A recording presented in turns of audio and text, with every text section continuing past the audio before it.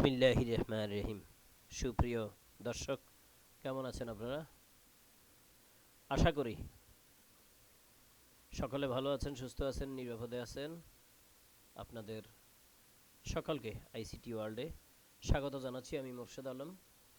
সুপ্রিয় দর্শক, ষষ্ঠ শ্রেণী ডিজিটাল প্রযুক্তি বিষয়ের সকল পিআই একত্রে সারা বছর যা কিছু পড়বে, যা কিছু শিখবে, তার পিআই কিভাবে নির্ণয় করা হবে, কিসের উপর নির্ণয় করা হবে, কোন সেশনে কোন পিআই, এটা জানবে শিক্ষার্থীরা এই ভিডিওর মাধ্যমে। সম্পূর্ণ বইয়ের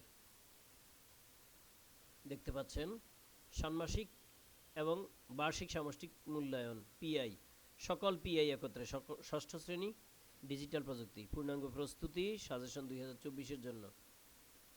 এবারে একটু বইটা পাঠ্য বই দেখে নেব আমরা। ষষ্ঠ শ্রেণীর ডিজিটাল প্রযুক্তি পাঠ্য বইটি দেখে নেব আমরা।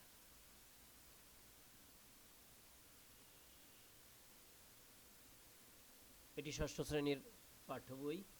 আপনি দেখতে পাচ্ছেন সমস্যা দেখে না পাই ভয়, সবাই মিলে করে জয়, ডিজিটাল উপহারে ডিজিটাল সমাধান,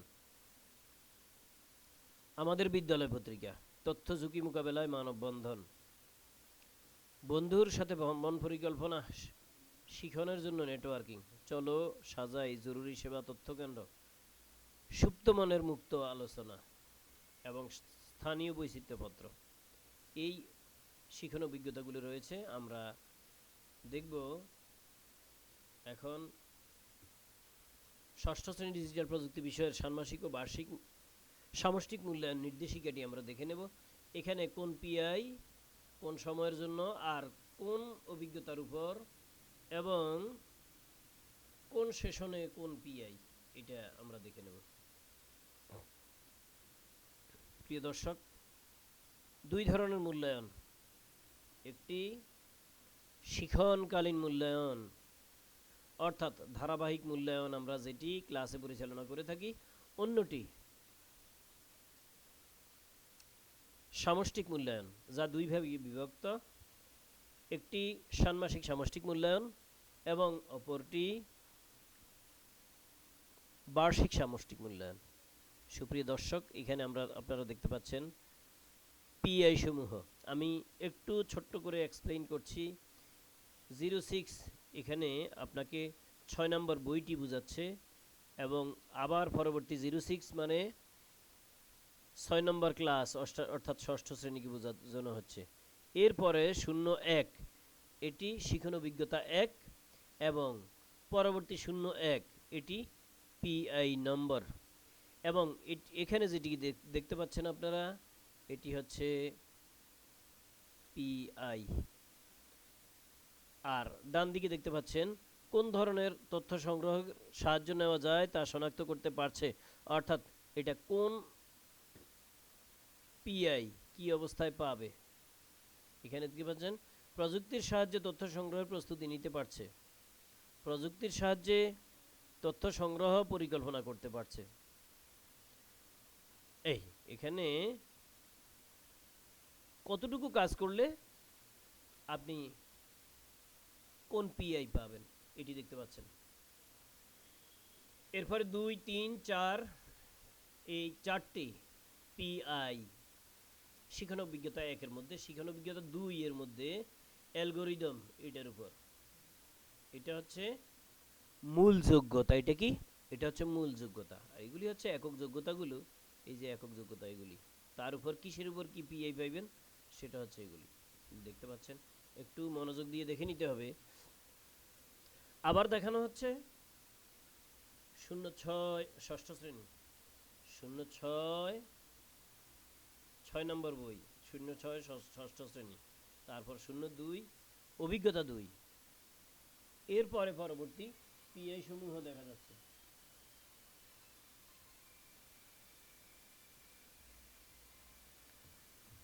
প্রিয় দর্শক, এখানে একটি একটি করে কয়টি পিআই রয়েছে আমরা দেখে নিই। এখানে 4টি পিআই রয়েছে।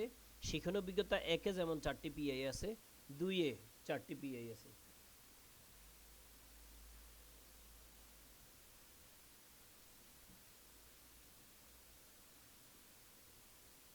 যে কোনো সরল অ্যালগরিদমের ধাপসমূহ ধারাবাহিকভাবে নির্ধারণ করতে পারছে। দৈনন্দিন জীবনের কোনো একটি কাজকে সরল অ্যালগরিদমের মাধ্যমে ধারাবাহিকভাবে সাজাতে পারছে। অপেক্ষাকৃত জটিল ধাপসম্পন্ন কাজকে সরল অ্যালগরিদমের মাধ্যমে ধারাবাহিকভাবে সাজাতে পারছে।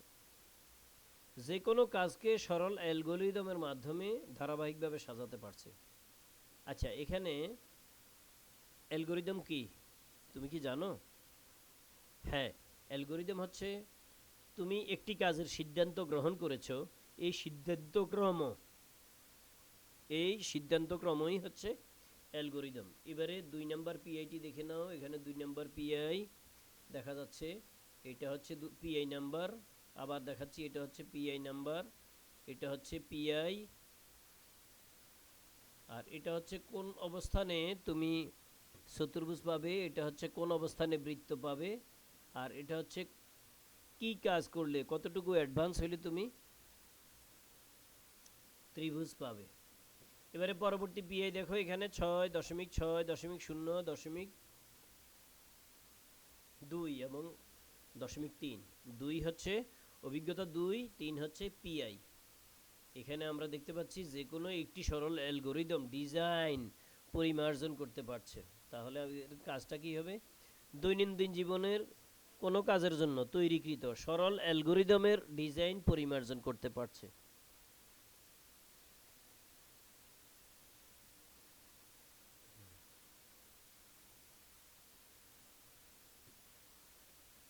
অপেক্ষাকৃত জটিল ধাপসম্পন্ন কাজের জন্য তৈরিকৃত সরল অ্যালগরিদমের ডিজাইন পরিমার্জন করতে পারছে। যে কোনো পরিবেশে যে কোনো কাজের জন্য তৈরিকৃত সরল অ্যালগরিদমের ডিজাইন পরিমার্জন করতে পারছে। আমরা 4 নম্বর পিআইতে চলে যাচ্ছি। সরল অ্যালগরিদমের ধাপসমূহ মেনে একটি প্রোগ্রাম ডিজাইন করতে পারছে। এখানে প্রোগ্রাম ডিজাইনে চলে আসছে। সুপ্রিয় দর্শক, দেখতে পাচ্ছেন দৈনন্দিন জীবনের কোনো কাজের জন্য তৈরি অ্যালগরিদম ধাপ মেনে নিতে সেটিকে একটি প্রোগ্রামে রূপান্তর করতে পারছে। অপেক্ষাকৃত জটিল ধাপ সম্পন্ন কাজের জন্য তৈরি অ্যালগরিদমের ধাপ মেনে সেটিকে একটি প্রোগ্রামে রূপান্তর করতে পারছে। যে কোনো পরিবেশে যে কোনো কাজের জন্য তৈরি অ্যালগরিদমের ধাপ মেনে সেটিকে একটি প্রোগ্রামে রূপান্তর করতে পারছে। তাহলে এই গেল আমাদের দুইটি শিক্ষানবিজ্ঞতা 1 এবং 2 এর পিআই।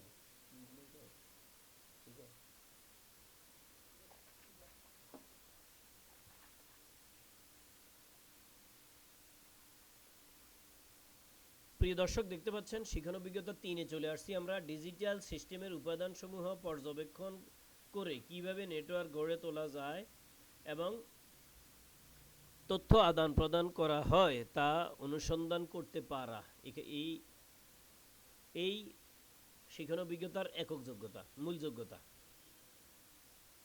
আমি এখানে আবার দেখাচ্ছি বই নম্বর 6, অধ্যায় শ্রেণী 6 এবং শিক্ষানবিজ্ঞতা 3, এরপরে 1 2 3 তিনটি পিআই রয়েছে। এখানে কোনো একটি ডিজিটাল সিস্টেমের উপাদানসমূহের কাজ নির্ধারণ করতে পারছে। কোনো একটি ডিজিটাল সিস্টেমের উপাদানসমূহের বৈশিষ্ট্য চিহ্নিত করতে পারছে।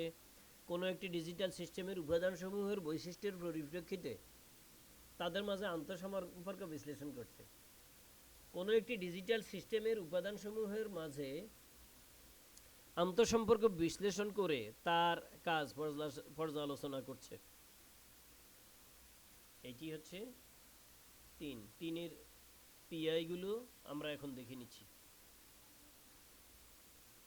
আমি 3 নম্বরটি পড়ে শোনাচ্ছি। ডিজিটাল নেটওয়ার্কে তথ্য আদান প্রদানের উপায় নির্ণয় করতে পারছে। পরিচিত কোনো একটি সরল নেটওয়ার্কে তথ্য আদান প্রদানের উপায় চিহ্নিত করতে পারছে। পরিচিত অপেক্ষাকৃত জটিল ধরনের নেটওয়ার্কে তথ্যের আদান প্রদানের উপায় চিহ্নিত করতে পারছে। সব ধরনের নেটওয়ার্কে তথ্যের আদান প্রদানের উপায় নির্ধারণ করতে পারছে।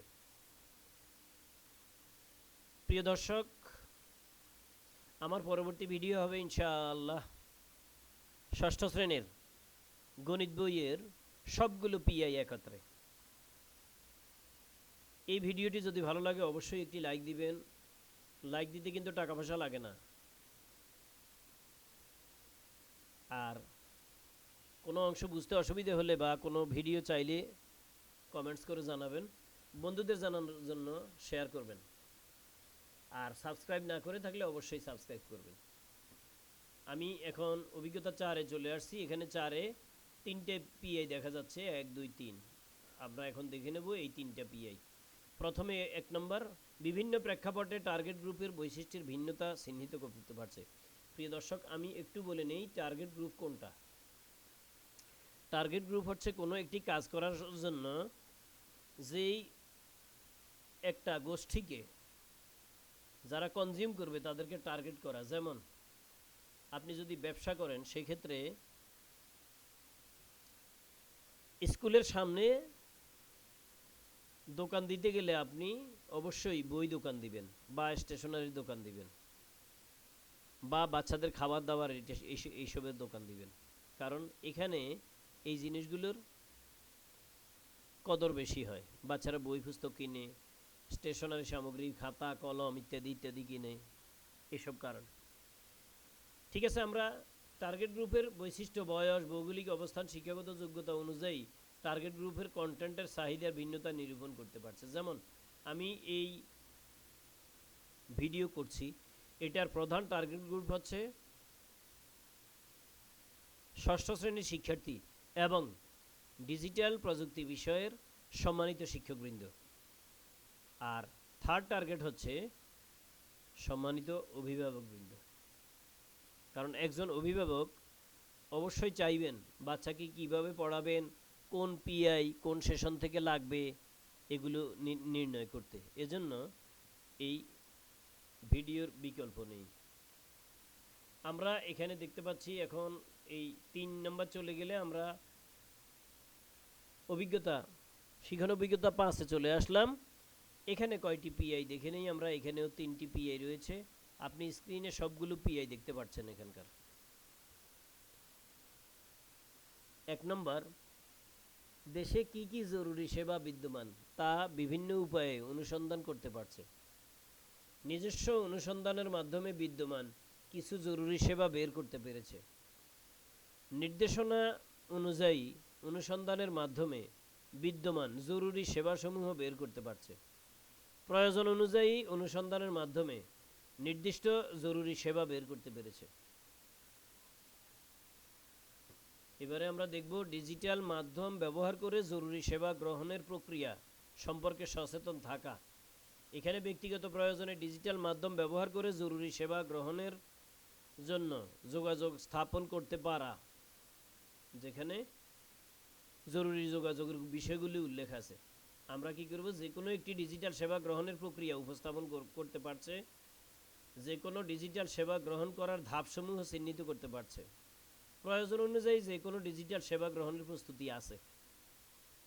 এই 3টি ধাপে সে পিআই পাচ্ছে। প্রিয় দর্শক, আমরা এবারে 6-এ চলে আসছি। 6-এ 2টি পিআই। বুদ্ধিভিত্তিক সম্পদের ধারণা অনুধাবন করে তার উপর স্বত্বাধিকারীর অধিকার বিষয়ে সচেতন হওয়া। প্রিয় দর্শক, বুদ্ধিভিত্তিক সম্পদ কোনগুলো? আমি আমার শিক্ষার্থীদের মধ্যে এই বিষয়ে যথেষ্ট পরিমাণ ঘাটতি দেখেছি। অর্থাৎ তারা এটা যথাযথভাবে বুঝতে পারছে না যে আসলে বুদ্ধিভিত্তিক সম্পদ কোনগুলো। হ্যাঁ, আমি একজনকে জিজ্ঞাসা করলাম, সে দোকানের চিপস দেখাই দিল, এটা সেটা দেখাইলো। আসলে এগুলি বুদ্ধিভিত্তিক সম্পদ নয়। বুদ্ধিভিত্তিক সম্পদ কোনগুলো? যেমন তুমি একটি গেমস তৈরি করেছো, আচ্ছা, তুমি একটি সফটওয়্যার তৈরি করেছো, তুমি একটি অ্যাপ ডেভেলপ করেছো, তুমি একটি গল্প লিখেছো, একটি কবিতা লিখেছো, একটি ছড়া লিখেছো। এই জাতীয় কাজগুলো, এগুলি হলো বুদ্ধিভিত্তিক সম্পদ। এজন্য বুদ্ধিভিত্তিক সম্পদের ভিন্নতা অনুযায়ী তার উপর স্বত্বাধিকারীর অধিকারগুলো চিহ্নিত করতে পারছে। এটা হলো তোমার একটা পিআই। নির্দেশনা অনুযায়ী অনুসন্ধানের মাধ্যমে প্রাপ্ত বুদ্ধিভিত্তিক সম্পদের স্বত্বাধিকারের অধিকার বের করতে পেরেছে। অনুসন্ধানের মাধ্যমে ধরন অনুযায়ী বিভিন্ন বুদ্ধিভিত্তিক সম্পদের স্বত্বাধিকারের অধিকারসমূহ বের করতে পেরেছে। এই 2টি পিআই। এবারে আমরা দেখব এই 6 নম্বর ক্লাস 6 নম্বর বই এর 7 নম্বর শিখন অভিজ্ঞতা। ডিজিটাল প্ল্যাটফর্মে তথ্য আদান প্রদানের ক্ষেত্রে সাধারণ ঝুঁকি সম্পর্কে সচেতন হওয়া ও ঝুঁকি মোকাবেলায় দক্ষতা অর্জন করতে পারা। এখানে দুইটি কথা, একটি কথা হইল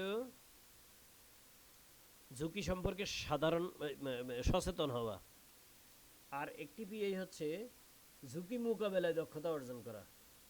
প্রথমে সচেতন হওয়ার পরেও যদি ঝুঁকি এসে যায় তাহলে ঝুঁকি মোকাবেলায়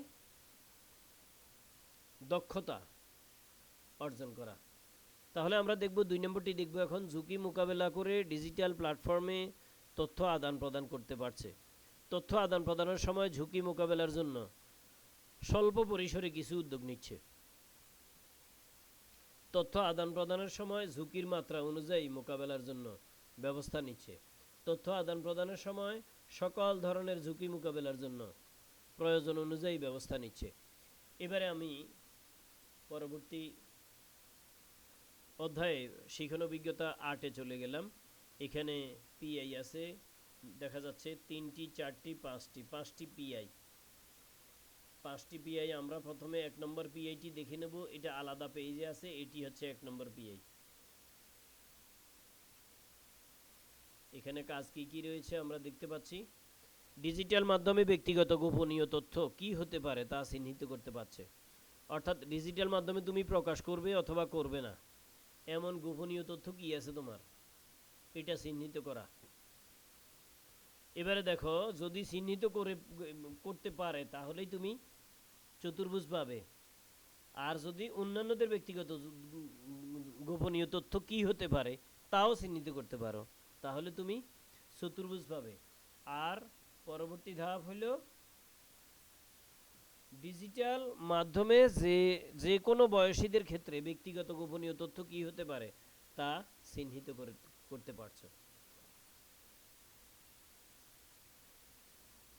এবারে দেখো, ডিজিটাল মাধ্যমে 2 নম্বর যে পিআইটি, এটি হচ্ছে ডিজিটাল মাধ্যমে ব্যক্তিগত তথ্যের গোপনীয়তা লঙ্ঘনের সামাজিক দিক বিশ্লেষণ করছে। এরপরে নিজের ব্যক্তিগত গোপনীয়তা লঙ্ঘিত হলে সামাজিক কি প্রভাব পড়তে পারে তা বিশ্লেষণ করা, আর অন্যের ব্যক্তিগত গোপনীয়তা লঙ্ঘন করলে কি কি সামাজিক প্রভাব পড়তে পারে তা বের করতে পারা। এবারে আমরা দেখব পরবর্তী অংশ, ব্যক্তিগত গোপনীয়তা লঙ্ঘিত হলে ভবিষ্যতে কি কি সামাজিক প্রভাব পড়তে পারে তা বের করতে পারা। এই কাজ এর উপর আপনার ত্রিভুজ পাওয়া নির্ভর করছে। আমরা দেখব এবারে একেবারে শেষ পিআইটি, এখান থেকে দেখে নাও পিআই 4 এবং 5। ওকে, এবারে আমরা লাস্ট পিআইতে চলে যাব। 9 নম্বর অধ্যায়, 9 নম্বর অধ্যায় এবং 10 নম্বর অধ্যায়। 10 নম্বর হলে শেষ হয়ে যাবে। 9 নম্বর পিআই এখানে দেখা যাচ্ছে একটি মাত্র পিআই। এখানে কি ব্যক্তিগত যোগাযোগে ডিজিটাল প্রযুক্তি ব্যবহারে উপযুক্ত সামাজিক রীতিনীতি ও আচরণ করতে পারা।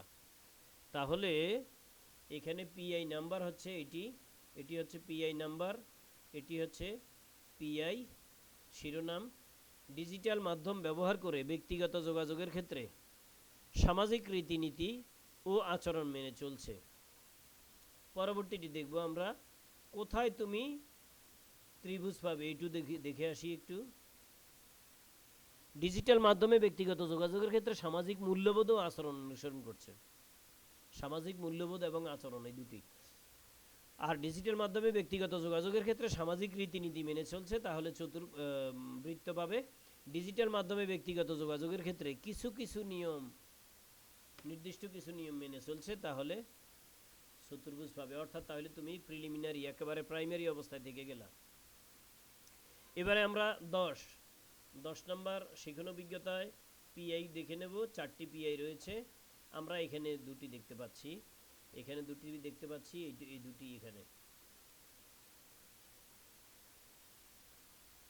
এখানে আমরা শুরুতে মূল যোগ্যতাটা দেখে নেই। মূল যোগ্যতা হচ্ছে তথ্য প্রযুক্তি ব্যবহার করে বিভিন্ন ভৌগোলিক অঞ্চলের সমাজ ও সাংস্কৃতিক বৈচিত্র্য নিরপেক্ষ দৃষ্টিকোণ থেকে বিবেচনা করতে পারছে।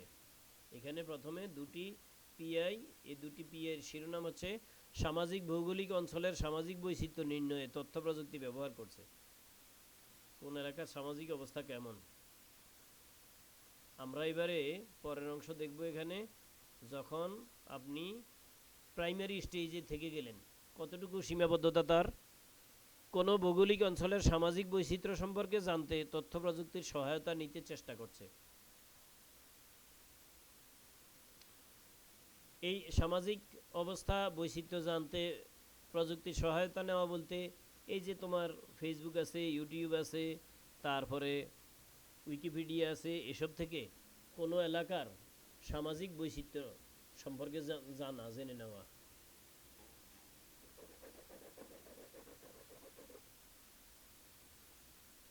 তথ্য প্রযুক্তি ব্যবহার করে কোনো ভৌগোলিক অঞ্চলের সামাজিক বৈচিত্র্য নির্ণয় করছে। এবারে আমরা শেষ পিআইটিতে চলে যাব। আমরা 3 নম্বর এবং 4 নম্বর পিআই দেখতে পাচ্ছেন আপনি স্ক্রিনে। এ পর্যায়ে আমরা শেষে চলে আসছি। আজ এ পর্যন্তই। সবাইকে